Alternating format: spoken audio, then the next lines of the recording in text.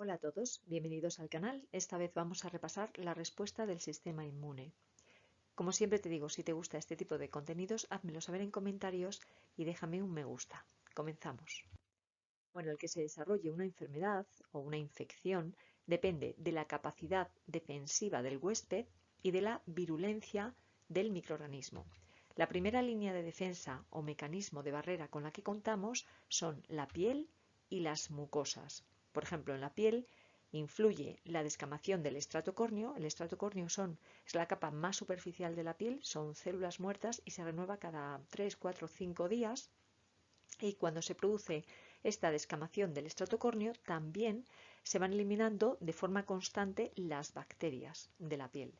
En el caso de las mucosas, existen varios mecanismos de defensa y uno de ellos incluye la presencia de inmunoglobulina A. Acordaros, A, la primera vocal del abecedario, inmunoglobulina A, es la que se encuentra en las mucosas y esta previene la adherencia de algunos microorganismos. Otros mecanismos son, por ejemplo, en el aparato respiratorio se incluye el movimiento ciliar, la tos. En el aparato digestivo se incluiría la secreción del ácido gástrico, que también actúa como mecanismo de defensa, y también la bilis, que presenta una capacidad antibacteriana. Además, en la saliva también se incluye la presencia del lisozima, que es capaz de inhibir la síntesis de la pared bacteriana de algunas bacterias. Bueno, cuando la primera barrera de defensa falla, entonces se pone en marcha una segunda barrera de defensa, en la que interviene tanto la inmunidad humoral como la inmunidad celular. ¿En qué consiste la inmunidad humoral? Bueno, pues correspondería a una serie de mecanismos inespecíficos, por ejemplo, entre ellos se incluiría el sistema de complemento. Es un sistema formado por diversas proteínas plasmáticas que reaccionan en cascada. Esto ayuda a proteger frente a diferentes microorganismos. En la mayoría de los casos actúa antes de que se inicie una respuesta inmunitaria específica. Además, como veis ahí, otros mecanismos de la respuesta humoral incluiría la fibronectina y los interferones. El interferón alfa y beta actuarían principalmente como agentes antivíricos y el interferón gamma es más activo como inmunomodulador. Algunos pacientes con SIDA o algunos pacientes trasplantados presentan un déficit en la producción de interferón gamma. Otros de los factores que intervienen en la respuesta humoral serían las interleuquinas, que son producidas por algunos leucocitos y actúan transmitiendo señales entre algunas células del sistema inmune. Y también las inmunoglobulinas, que son producidas por los linfocitos B. Cuando los linfocitos B se enfrentan a un antígeno, estos comienzan a diferenciarse, el linfocito B comienza a diferenciarse para convertirse en una célula plasmática. Se inicia así la producción de anticuerpos específicos. En muchos casos los linfocitos B son regulados por los linfocitos T, que además producen, entre diferentes factores, producen interleuquinas. Un descenso en la producción de inmunoglobulinas influye en una respuesta del sistema inmune deficitaria. Por ejemplo, algunas situaciones que pueden producir un descenso en la producción de inmunoglobulinas se incluiría la hipogammaglobulinemia ligada al cromosoma X. Otras situaciones como las deficiencias de los macrófagos, deficiencias en los linfocitos T y algunas enfermedades cancerosas también pueden afectar la producción de las inmunoglobulinas. Y en cuanto a la respuesta celular o la inmunidad celular, consiste en que diversas células, por ejemplo los neutrófilos, eosinófilos, los monocitos, macrófagos, etc., aumentan en número. Cuando ocurre, por ejemplo, una inflamación, un exudado, entonces se activan diferentes factores humorales y estos favorecen la quimiotaxis y un aumento del flujo sanguíneo y la permeabilidad vascular. En algunos casos existe una deficiencia congénita de células T por lo que disminuye la producción de diversas citoquinas, de diferentes interferones, por ejemplo, y otras interleuquinas como el TNF-alfa, la interleuquina 12. Entonces la producción es mucho menor, mucho más baja y la activación de los macrófagos es menor, lo que disminuiría la actividad microbicida intracelular, y en estos casos existe mayor riesgo de que se produzcan infecciones secundarias. Vamos a ver ahora los factores que influyen en la respuesta inmune. Bueno, pues algunos de los factores que influyen en la respuesta inmune se incluirían la malnutrición, el estrés, el cáncer, algunas determinadas situaciones o algunas otras patologías y algunos virus. En cuanto a la malnutrición, pues hay que decir que la malnutrición sin duda favorece la proliferación de infecciones respiratorias y de infecciones fúngicas. Conlleva un descenso de la concentración del lisocima, tanto en la piel como en mucosas, y también se produce un descenso de la producción de inmunoglobulina A.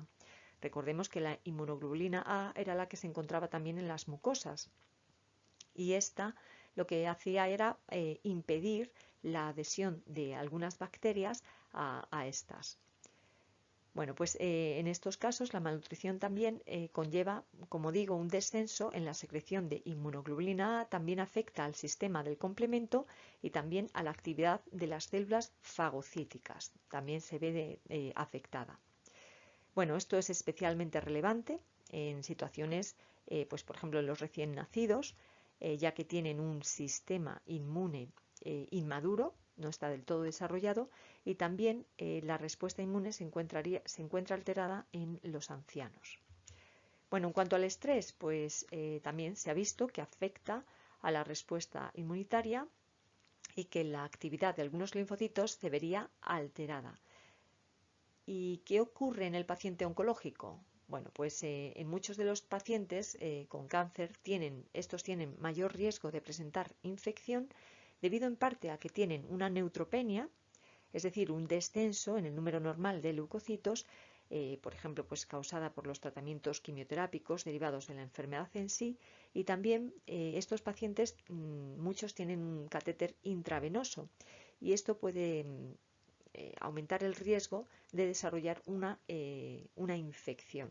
En muchos casos, estos pacientes pueden presentar una bacteriemia, una infección en la sangre, con aparición súbita de fiebre, y podría derivar en una sepsis o una infección generalizada con consecuencias fatales.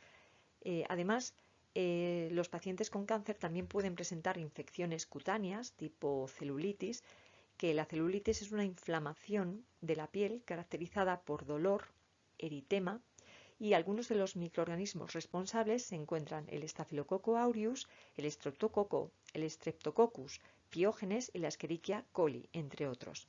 También estos pacientes pueden tener infecciones en cavidad oral, en el aparato digestivo, por ejemplo, pueden presentar úlceras bucales, pueden presentar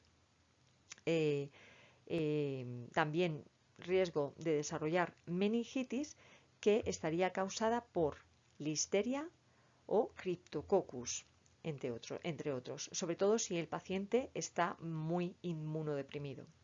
Además, existen otras situaciones en las que también conllevarían una inmunodepresión o un riesgo de desarrollar inmunodepresión, es decir, una menor actividad respuesta del sistema inmune, y por lo tanto una mayor probabilidad de que aparezca o de que se desarrolle una enfermedad o una infección. Por ejemplo, con la esplenectomía, que es una extirpación del bazo, ya que el bazo interviene en la respuesta humoral, también en enfermedades como la anemia falciforme, la insuficiencia renal crónica, la cirrosis hepática o el alcoholismo. Y por supuesto también en la diabetes mellitus, también especialmente en los pacientes que dependen de la insulina, es decir, que deben administrarse de forma periódica insulina, ya que, con la administración, la inyección subcutánea de insulina, se produce una alteración en la primera barrera de defensa. Estos pacientes también presentan una alteración de la quimiotaxis, entre lo que comentábamos antes, la quimiotaxis que favorece intercomunicación entre diferentes células e interleuquinas. También los pacientes con diabetes mellitus presentan un descenso del pH debido a un descenso de la fagocitosis, especialmente aquellos que tienen una hiperglucemia no bien controlada. Y en muchos pacientes diabéticos también existe un descenso de mieloperoxidasa, lo que aumenta el riesgo de infección fúngica invasiva. También, como estos pacientes presentan excreción de glucosa en orina, esto podría favorecer la aparición de un proceso infeccioso causado por una levadura, que es la cándida. Bueno, finalmente hay que indicar que algunos patógenos, por ejemplo determinados virus como el citomegalovirus, por ejemplo el virus de la hepatitis C, el VIH o el virus de Epstein-Barr, también podrían disminuir la respuesta del sistema inmune y esto puede favorecer la infección ocasionada por otros microorganismos oportunistas como otras bacterias, hongos, etc. Bueno, pues hasta aquí el vídeo de hoy. Muchas gracias por verlo, espero que te haya resultado de interés y bueno, espero que te suscribas. Hasta la próxima.